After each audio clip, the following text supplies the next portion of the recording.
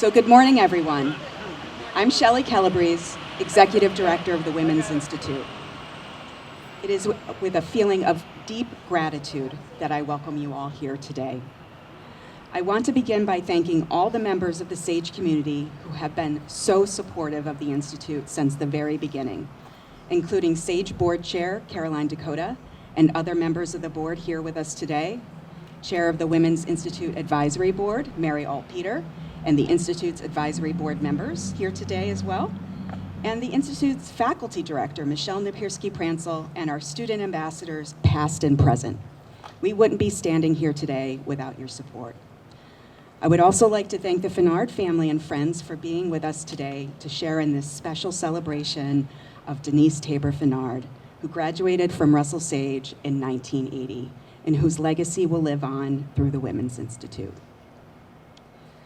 The Women's Institute launched in the fall of 2020 and was founded to honor the over 100-year legacy of our women's college, and is the first of its kind here at SAGE. I had the honor to develop and lead its strategic direction, which was incredibly exciting, and if I'm being honest, a little bit terrifying. After all, I knew it had to be really special, but where to start? I decided to look to our founder, Margaret Olivia Slocum Sage, for inspiration and as my guiding light. Mrs. Sage had a long-held belief that women are primarily responsible for the moral progress of civilization, and felt that if you're in a position to help, you have a responsibility to help. This struck me, especially given the world we live in today. Women want to make a difference and have consistently demonstrated their commitment to social impact. We bring distinct qualities such as collaborative approaches, empathetic leadership, and deep-seated commitment to community well-being to the table. And we recognize the immense value in amplifying the voices of women from diverse backgrounds and experiences, ensuring that their unique contributions shape a more equitable world. These qualities are a key part of our foundation and what we do at the Institute.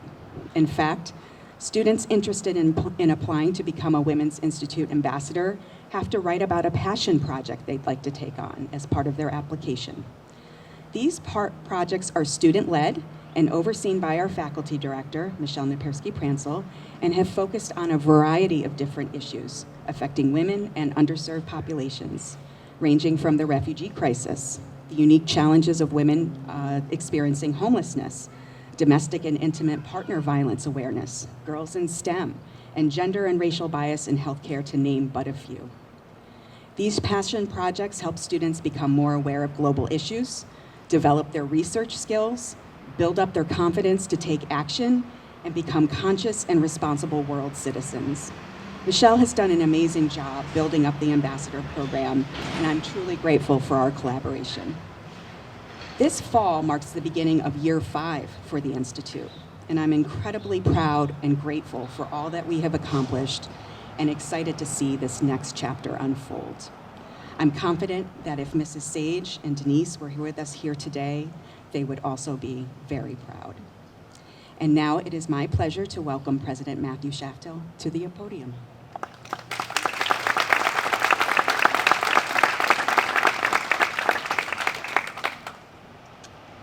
Thank you so much for being with us here today. Today's a really special day, and I'm so pleased that we were able to start with Shelley's comments here. Shelley took something that was an idea created in 2020 and ran with it, and has worked with Michelle, and the two of you have built something that's really extraordinary. In fact, so extraordinary that when my wife Jen and I came to campus, this was the first thing we did in my first day of interviews, is to come over here, sit up here in this beautiful building, and realize what a vision there is for the future here. We are an institution about empowerment and about raising underserved voices, and this institute right here is the centerpiece of it today. It is just beautifully timed that we're having this event here today. We're approaching Founders Day at Russell Sage. This is the day that we celebrate Margaret Olivia Slocum Sage, the champion for women's rights in addressing the problems of the world with research and education, one of the greatest philanthropists of her time and the person who started this amazing college 108 years ago. We like to think of her as our spicy founder, if you will, as the students might say. Her husband, Russell Sage, a Gilded Age millionaire, wasn't particularly philanthropic. In fact, he was known as a miser. Nor was he a big fan of women's empowerment or women's right to vote. So, of course, as any strong woman might do, when she inherited his millions after his death, she used it to found a college and named it after him. This college is disruptive. The work we do has been disruptive from our founding, thanks to the disruptor that Margaret Olivia Sage certainly was. That brings us here today, and how her spirit is woven through our story. It reaches across generations of graduates through incredible women like the one we are honoring today, and through all the Russell Sage students who grow more confident in using their unique voices because of the education they receive right here. When the college became coeducational in 2020, as you heard just a few minutes ago, the Women's Institute was founded. This act not only honored our history, but sent a clear message that there is still work to be done. In the spirit of Margaret Olivia, the Women's Institute's mission focuses on empowerment, women's leadership, as well as social justice. Today, we are so thrilled to say we are renaming the Women's Institute in honor of an alumna who would be very proud to know that the fight is still on. Denise Finard, who passed away in December 2023, earned a biology degree from Russell Sage College and used her background in molecular biology as a research scientist at GE. Denise was one of the pioneers in the field of genetic engineering, testifying before Congress on the risks and opportunities of this emerging science. After receiving a second master's degree from RPI, Denise worked for the United Nations in Africa, helping to create programs that ensured emerging technologies would be effective across the broadest spectrum of populations. We have received a truly transformative gift to the Women's Institute in Denise's honor. Denise Finard, Class of '80 Women's Institute, allows us to enhance our regional and national impact and expand our commitment to the empowerment of women through our Student Ambassador Program, leadership development offerings, impactful programming and research, and engagement in our community. It allows us to recruit students who are inspired by both Denise's and Margaret Olivia's work, while also supporting the work of women in the world. The work of the Women's Institute is so critical today. Women make up over half of the US workforce, but still hold only 35% of the senior leadership roles. The gender pay gap remains a significant issue, with women earning just 83 cents for every dollar earned by men. Hispanic women face even greater inequity, earning only 57 cents to a white man's dollar. Over the course of a 40-year career, this pay gap can amount to a staggering $1 million loss for women. And yet, despite these challenges, companies with more women in leadership are 30% more likely to outperform their peers. We need continued investment in women's leadership and economic empowerment. Around the world, the disparities are even more pronounced. Women earn 20% less than men globally, and 1 in 10 women lives in extreme poverty, surviving on less than $2.15 a day. Women also bear the brunt of unpaid care work, performing over 75% of such tasks, which often goes unrecognized. Gender gaps in the global labor force participation have remained stagnant, with women's participation trailing men's by 30% since 1990. Furthermore, it's estimated that closing this gender gap would give the global economy a $7 trillion boost. There's a lot of work to do, but by continuing the work of the Denise Taber Finard class of 1980 Women's Institute, we are investing in a future where gender equality is not just a goal, but a driver of sustainable growth and improved well-being worldwide. We are empowering women to take leadership roles, make their voices heard, and fight for a better future for all. We are so grateful for everyone here today who will be able to celebrate this renaming and the renaming of Freer House, home to the Institute, as Finard House. We are also so grateful to Denise's husband, Bill, and friends and family who are here to honor her incredible legacy. We are energized by this impactful gift that will allow us to make an impact, a massive impact, not only on our students, but on the world, to create more leaders who aren't afraid to disrupt the status quo, to use their voices and to demand better, because the need is still great and the work is far from finished. Bill, I'd like to invite you to come up and speak briefly.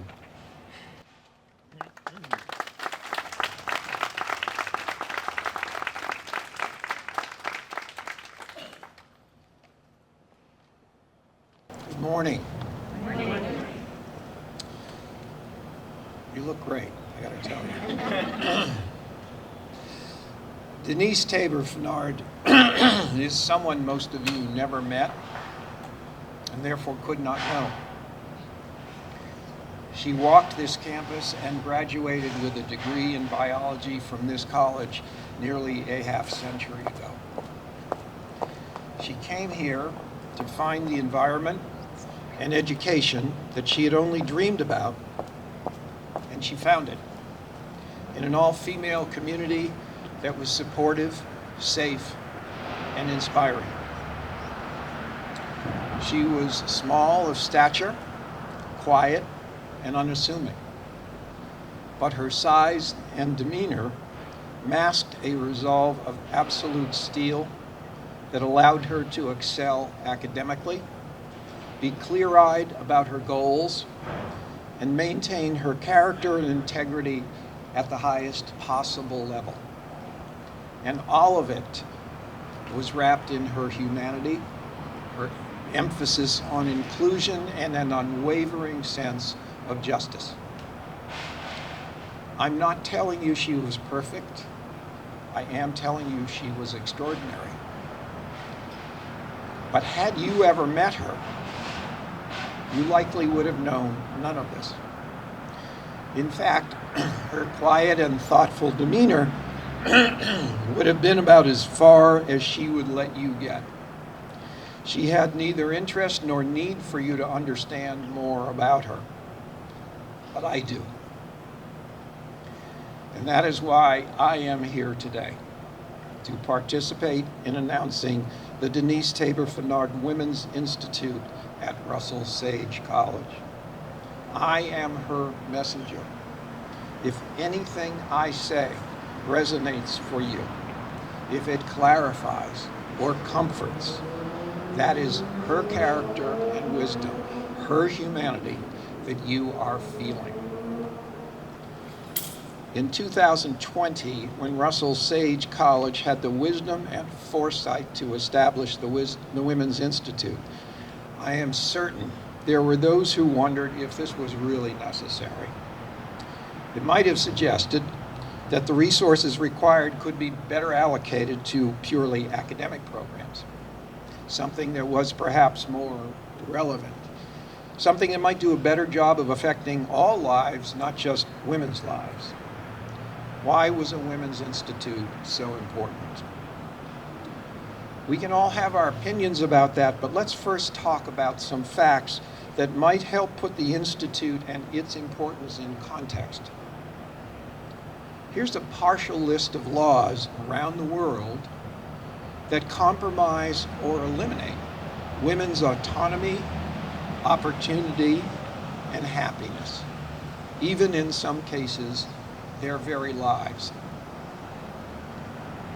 There are 59 countries on this planet that have no laws against domestic violence, spousal rape, or sexual harassment in the workplace. There are 30 countries that practice female mutilation. There are 20 countries that have marry your rapist laws. There are 15 countries in the Mideast that have laws requiring women to obey their husband. In those countries, women need government permission to work, study, access health care, and marry. Honor killings happen so frequently around the world that it has remained impossible to get an accurate count. And it is estimated that there are 650 million women in the world who have been married as children. And in spite of that, in this country, this magnificent and flawed republic, based on freedom and equality, we cannot find enough agreement in the halls of Congress to pass legislation that clearly states a woman's rights are equal to a man's.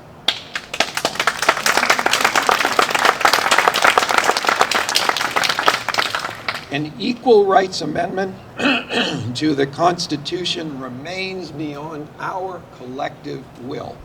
How extraordinary. One might legitimately ask, where is our humanity? Where has it gone? Or was it never here? Perhaps we can find our humanity here, in Troy, New York, on the Russell Sage campus, in the Denise Taber Finard Women's Institute. What happens here matters. I'm going to say that again. What happens here matters.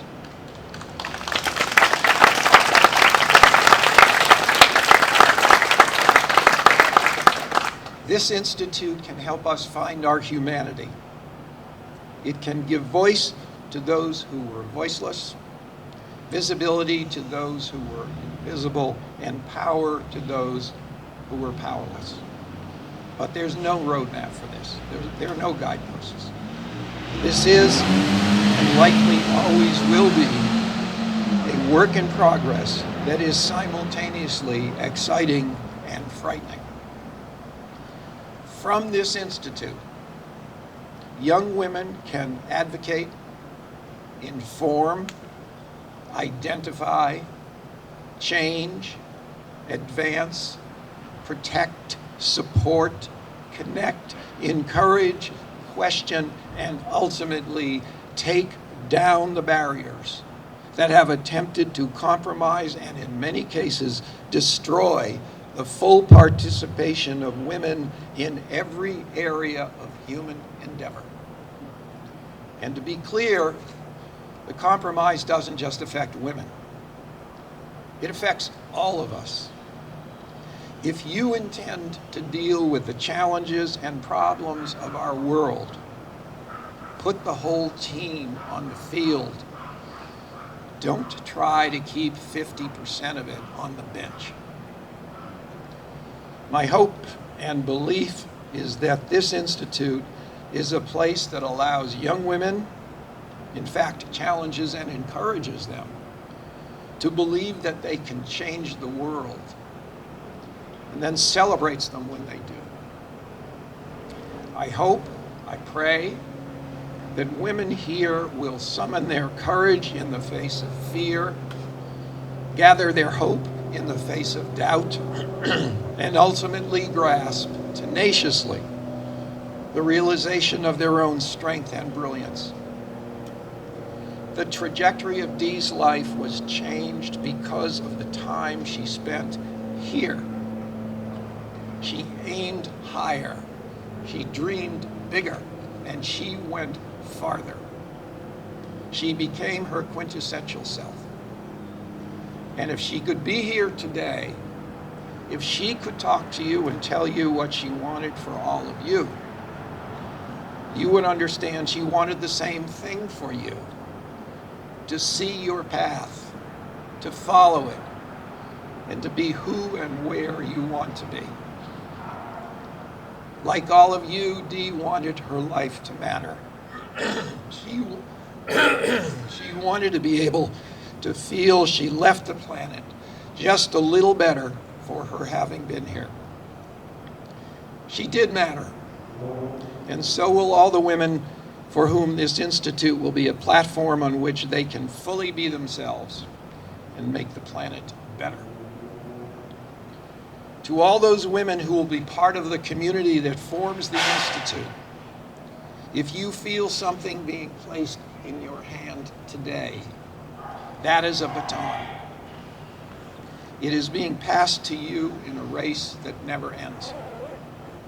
It is now your journey, your dream to pursue, your world to make better. And that sound that you hear in the background, that is the sound of everyone who has ever loved and cared about you, cheering you on to find your humanity and put it out there in the world. And so it comes down to this.